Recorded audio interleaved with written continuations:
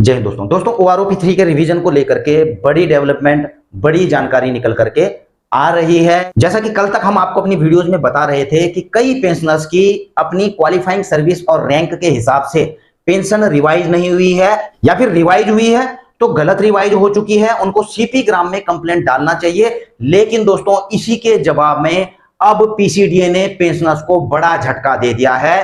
PCDA ने अपने इस लेटर में साफ मना कर दिया है कि आपकी पेंशन नहीं बढ़ेगी, और इसका कारण भी बताया है दोस्तों। और यह केवल एक पार्टिकुलर रैंक के लिए नहीं है दोस्तों, यह सभी के लिए है, चाहे सिपाही से लेकर के ऑनरी कैप्टन तक ही क्यों ना हो। इसलिए दोस्तों इसको समझ लेना कि आपकी पेंशन पीसीडीए स्पॉस की तरफ से क्यों नहीं बढ़ाई गई है, जबकि आपकी पेंशन बढ़नी चाहिए थी। उसके बाद दोस्तों मैं आपको बताऊंगा आपने क्या करना है। मैंने इनके बारे में पहले भी बताया था कि 33 साल इनकी सर्विस है, सूबेदार मेजर ऑनरी लेफ्टिनेंट, और इनकी जो ओआरओपी 3 के तहत है पेंशन बढ़कर के 41,200 हुई है। आप यहां पर देख रहे हैं इनकी 33 साल सर्विस है और ऑनरी लेफ्टिनेंट है, उस मुताबिक तो फिर इनकी पेंशन हमने बताया था आपको ये वाली ओआरओपी 3 में 46,300 रुपए होनी चाहिए, लेकिन उनकी फिक्स की गई है 41,200।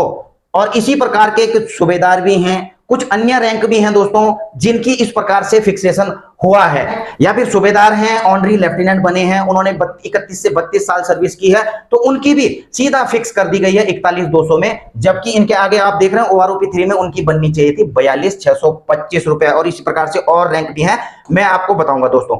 अब देखिए, और इसी के संदर्भ में कई पेंशनर्स को ऐसे मैसेजेस भी आए थे कि आप जो है ओआरओपी 3 से ज्यादा ऑलरेडी पेंशन ले रहे हैं आज, इसलिए आपकी पेंशन में कोई भी बदलाव नहीं किया जा रहा है। तो दोस्तों ये देखिए पीसीडीए का झटका, ये लेटर दोस्तों, आप इस लेटर को देख रहे हैं दोस्तों, यह है 1 अक्टूबर 2024 का लेटर दोस्तों पीसीडीए का, जो कि उन्होंने एक पेंशनर के जवाब में दिया है दोस्तों।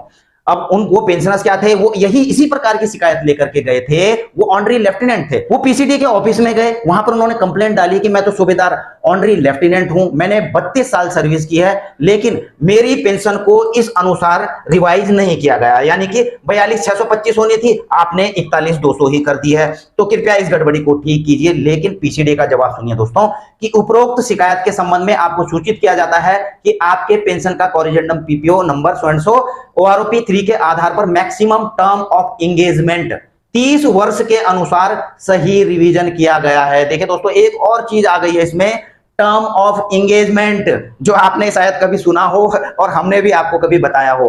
ठीक है, अब देखिए इस संदर्भ में यह अवगत कराना है कि परिपत्र 677 दिनांक 6/9/16 के पैरा 2 के अनुसार ओआरओपी परिपत्र 525 दिनांक 4 फरवरी 2016 के सारे दिशा निर्देश ओआरओपी 3 में समान रूप से लागू हैं। यानी कि जो ओआरओपी 1 का जो नोटिफिकेशन था उसके सारे दिशा निर्देश ओआरओपी 3 में भी लागू हैं, जिसमें अपेंडिक्स एक्स आपको दिखाई नहीं दे रहा है, लेकिन यह लिखा हुआ जिसके अपेंडिक्स एक्स के अनुसार ऑनरी लेफ्टिनेंट का मैक्सिमम टर्म ऑफ एंगेजमेंट 30 वर्ष है। अब देखिए दोस्तों जब अपेंडिक्स ए एक्स की बात आती है सर्कुलर 555 की, तो मैं आपको सीधा लेकर के चलता हूं अपेंडिक्स एक्स पर। यह है सर्कुलर 555 का अपेंडिक्स एक्स, आप यहां पर देख ही रहे हैं दोस्तों, और आपको यह समझाऊंगा भी, चाहे सिपाही हो चाहे वो ऑनरी लेफ्टिनेंट कैप्टन हो दोस्तों।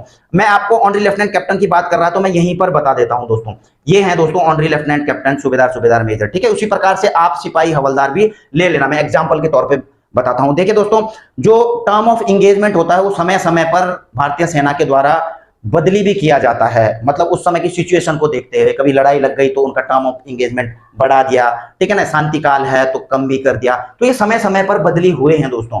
और उसके अनुसार अब जो अलग अलग डेट पर जो जिनका जो टर्म ऑफ एंगेजमेंट था उनको ओआरओपी में उसी प्रकार से बेनिफिट भी मिलेगा दोस्तों। जी हाँ, अब इसको ऐसे समझिए दोस्तों, ये है जैसे सूबेदार, चलो मैं ऑनरी लेफ्टिनेंट की बात करता हूं दोस्तों, क्योंकि यहां पर है ऑनरी लेफ्टिनेंट, आप देख रहे हैं 1/6/53 से लेकर 68 तक इनका जो टर्म ऑफ एंगेजमेंट था 25 से 28 साल था, ठीक है ना, यानी कि 28 साल था इनका। और जो अगर सूबेदार मेजर ऑनरी लेफ्टिनेंट है तो उनका था 32 साल काउंट होगा जो दोस्तों ओआरओपी में, ठीक है ना, इस चीज को ध्यान रखना। यानी कि 53 से 68 के बीच में जो सूबेदार आए हैं 28 साल, सूबेदार ऑनरी लेफ्टिनेंट आए हैं उनका 28 साल काउंट होगा। यानी कि अगर वो 28 साल से ऊपर करेंगे इस दौरान के, 32 साल भी करी होगी उन्होंने, 30 साल करी होगी, तो उनको 28 साल वाले कॉलम में रखा जाएगा ओआरओपी के, आप समझ गए। 68 से 98 के बीच में देखिए दोस्तों 21 से 28 वर्ष, यानी कि 28 साल सूबेदार का यहां पर काउंट किया जा रहा है। और जो सूबेदार मेजर हैं दोस्तों, ऑनरी लेफ्टिनेंट, उनका 32 साल और यहां पर भी 32 साल, ठीक है ना। लेकिन दोस्तों 30 मई 1998 से उसके बाद जो भी सूबेदार या सूबेदार मेजर आए हैं दोस्तों, उनकी आप देखें दोस्तों 21 से 30 साल, ये है उनका टर्म ऑफ इंगेजमेंट, 30 साल। जी हां दोस्तों, यदि चाहे वो सूबेदार मेजर हो, चाहे वो सूबेदार हो, ऑनरी लेफ्टिनेंट बने हैं, 31 साल की है, 32 की है, 34 साल की है, कितनी भी की है, लेकिन जो टर्म ऑफ इंगेजमेंट है उनकी पेंशन केवल इस पर काउंट की जाएगी। आप इस चीज को समझ रहे हैं दोस्तों। ये एग्जांपल आप यहां पर देख लीजिए कि इन्होंने अगर 32 साल भी की है तो इनको 41 यानी कि 30 साल में ही काउंट किया जाएगा, 41,200 ही मिलेगी। चाहे वो 33 भी की है, 41,200 ही मिलेगा, चाहे सूबेदार हैं चाहे सूबेदार मेजर हैं, कितने भी साल 30 साल से ऊपर सर्विस की है उनको इसमें काउंट किया जाएगा। लेकिन देखिए किसी को 33 साल में भी काउंट किया जाएगा दोस्तों, कौन से हैं मैं भी आपको बताऊंगा। उसी प्रकार से ऑनरी कैप्टन भी देख लीजिए दोस्तों, आप इसको नोट कर लीजिए दोस्तों, इसके बीच के इतने से ऊपर उनको नहीं मिलेगी जो टर्म ऑफ एंगेजमेंट थी उनकी, ठीक है ना। अच्छा, ये देखिए 30 मई 1998 के बाद 33 साल ऑनरी कैप्टन का है ये, यानी कि जो ऑनरी कैप्टन बने हैं उनका 33 साल तक काउंट होगा, चाहे वो सूबेदार हैं चाहे वो सूबेदार मेजर हैं। लेकिन जो 68 से 85 के बीच में आए हैं उनका आप देख रहे हैं 28 साल सूबेदार का और 30 साल ऑनरी कैप्टन का जो सूबेदार मेजर बने हैं, ठीक है। और ये डेट देखिए 53 से 68 तक सूबेदार की 28 साल काउंट होगी ऑनरी कैप्टन में, और जो सूबेदार मेजर बने हैं ऑनरी कैप्टन में उनकी 30 साल काउंट होगी, और 98 के बाद तो जो भी हुए हैं उनकी होगी 33 साल काउंट दोस्तों, ठीक है ना। बाकी आप ये इस चीज को समझ सकते हैं दोस्तों। अच्छा, बाकी एक्सेप्शन भी दिया हुआ है यहाँ पर कि जो 62 से 68 के बीच में आए हैं उनको 32 साल तक बढ़ा दिया गया है। अब ये तो है दोस्तों आप ऑनरी लेफ्टिनेंट ऑनरी कैप्टन का, ये आर्मी के हैं दोस्तों। अभी एयरफोर्स में देखेंगे आप इसमें समझ गए ना, 30 साल और 33 साल हो गया ऑनरी कैप्टन के लिए। अब अगर अलग अलग उसके लिए है, डीएससी के लिए अलग दे रखा इसमें, ठीक है। और ये देखिए ये है एयरफोर्स के लिए, ठीक है, ये वाला है नेवी के लिए। आप इसको पहले मैं एयरफोर्स का ही दिखा लेता हूं, ठीक है आपको, ये वाला term of engagement for air force. आप इस चीज को देख लीजिए, यहां पर मैं सारे का आपका स्क्रीनशॉट दे दूंगा, आप ले सकते हैं जैसे जैसे आपका आ रहा है रैंक के हिसाब से कि कितने कितने सर्विस में आपको दिया जाएगा। अब देखिए जो एयरफोर्स में होते हैं ऑनरी लेफ्टिनेंट, तो ये होता है ऑनरी फ्लाइंग ऑफिसर। तो ऑनरी फ्लाइंग ऑफिसर का अलग अलग डेट पे आप देख सकते हैं, कहीं 30 साल 30 साल 28 30 साल। लेकिन इसमें क्या है 98 से लेकर अभी तक जो रिटायर में आए हैं 30 मई से, उनका 32 साल है, 32 साल है एयरफोर्स वालों का। आप समझ गए बात को। जो आर्मी के हैं उनका 30 साल है, जबकि जो एयरफोर्स के हैं उनका 32 साल है। यानी कि आप समझ लीजिए दोस्तों कि जो एयरफोर्स से ऑनरी लेफ्टिनेंट बने हैं, ऑनरी फ्लाइंग ऑफिसर बने हैं, उनको बेनिफिट मिलेगा 32 साल तक का। आर्मी से जो आए हैं चाहे वो सूबेदार हैं सूबेदार मेजर हैं, उनको काउंट किया जाएगा केवल 30 साल तक टर्म ऑफ इंगेजमेंट के अनुसार। उसी प्रकार से एयरफोर्स के ऑनरी फ्लाइट लेफ्टिनेंट हैं, यानी कि ऑनरी कैप्टन के समकक्ष हैं। तो इनका देखिए दोस्तों 30/5/98 से अभी तक इनका काउंट होगा 33 साल, 33 साल इनका काउंट होगा। जबकि आर्मी का कितना हो रहा था दोस्तों, आर्मी का भी 33 साल ही है, ये ऑनरी कैप्टन के समकक्ष हैं। और अलग अलग डेट पे आप देख रहे हैं किसको कितना कितना है, ठीक है ना। इसी प्रकार से नेवी के हैं भी दोस्तों, ये नेवी के हैं, नेवी के हैं, नेवी के भी लास्ट में आपको दिखा देता हूं, ये वाले हैं ऑनरी सब लेफ्टिनेंट। आप ये देख रहे हैं 98 टिल डेट, इनका भी 30 साल है जैसे आर्मी का है, ठीक है। और ऑनरी लेफ्टिनेंट ये वाले ऑनरी कैप्टन है दोस्तों, ठीक है। ऑनरी कैप्टन के इनको ऑनरी लेफ्टिनेंट मत समझ लेना, आर्मी वाले समझेंगे, खैर उनको तो पता है जो नेवी के हैं कि यहाँ पे जो ऑनरी लेफ्टिनेंट होता है ऑनरी कैप्टन के बराबर होता है, ठीक है। तो ये है देखिए, इनका भी केवल 30 साल है, इनका 30 साल है, 33 साल नहीं है। जबकि आर्मी और एयरफोर्स में 33 साल है ऑनरी कैप्टन के लिए, ठीक है ना। तो ये है अलग अलग सबका।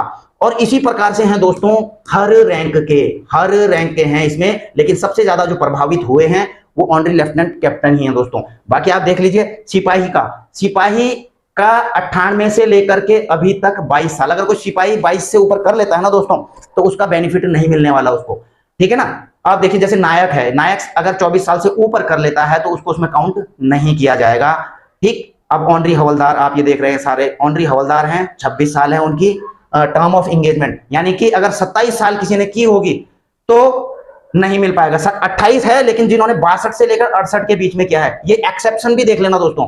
एक्सेप्शन का मतलब है इस पीरियड को छोड़ करके, यानी कि इनको काउंट किया जाएगा जिनकी 28 साल है। 2 से लेकर 2002 तक, और पराक्रम की बात है, शायद आपको याद होगा उस समय भी हवलदारों की बढ़ाई गई थी। मुझे बिल्कुल याद है कि एक हवलदार जी थे हमारे भी, तो वो 28 साल करके, पहले तो 2 साल बढ़ाई थी उन्होंने 26, और उसके बाद जो है और पराक्रम की वजह से और भी ज्यादा उनका टर्म ऑफ एंगेजमेंट बढ़ा दिया गया था 2 साल, तो उन्होंने 28 की थी। तो 2002 से लेकर 31/12/2002 तक 27 साल दोस्तों, जी हाँ दोस्तों, यानी कि 27 साल का बेनिफिट मिलेगा। टेबल का बेनिफिट बोल रहा हूं मैं, जो टेबल में 27 साल में आएगा, ठीक है ना। अन्यथा अगर किसी ने इसके अलावा अगर ऊपर भी की होगी, सपोज 28 साल कर दिए हैं हवलदार, 98 के बाद किसी प्रकार से 27 कर दिया, तो उनको काउंट 26 में ही किया जाएगा।